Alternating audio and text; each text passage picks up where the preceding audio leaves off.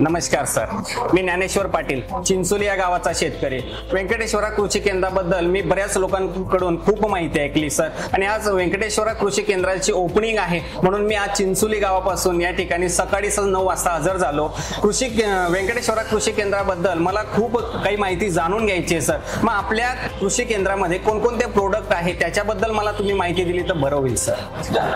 धन्यवाद सर. आपण व्यंकटेश्वरा कृषी सेवा केंद्रामध्ये आल्याबद्दल. आपल्या इथे कृषी विषयक कीटकनाशक, बी बियाणं, खतं हे योग्य दरात मिळते. तसंच पाणी परीक्षण, माती परीक्षण हे मोफत केले जाते. त्यानंतर तुमच्या परीक्षणातून येणाऱ्या रिझल्ट वरती त्या अनुषंगाने आम्ही कन्सल्टंट करतो, मार्गदर्शन करतो, जेणेकरून कमी खर्चात तुमचं उत्पादन वाढेल आणि शेतकऱ्याची भरभराट होईल. तर तुम्ही इथे या आणि तुमच्या इतर शेतकरी बंधूंना इथे येण्यास विनंती करा. सर, मी त्याच्यासाठी इथे आलेलो आहे की मी बरंच लोकांच्या तोंडून ऐकलेलं होतं की माती परीक्षण केलं जातं. मग माती परीक्षण करायचं असेल तर कशा पद्धतीने आणि कोण करून देणार आम्हाला?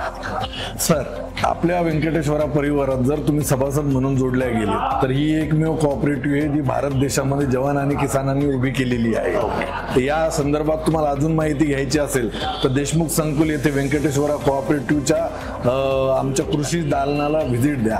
नाहीतर विविध प्रकारचे ऍडवायझर्स आमचे विविध गावामध्ये ऍक्टिव्ह आहेत, त्यांनाही तुम्ही भेट दिली तर ते तुम्हाला सगळं मार्गदर्शन करतील. ठीक आहे सर, मी पाणी परीक्षणाबद्दल ऐकलं, पण आता मला या ठिकाणी व्यंकटेश्वरा कृषी केंद्राचा सभासद व्हायचा आहे. तर सभासद होण्यासाठी मला कोणत्या मार्गाने जावं लागेल आणि या सभासद होण्यासाठी मला अधिक मार्गदर्शन कोण करेल?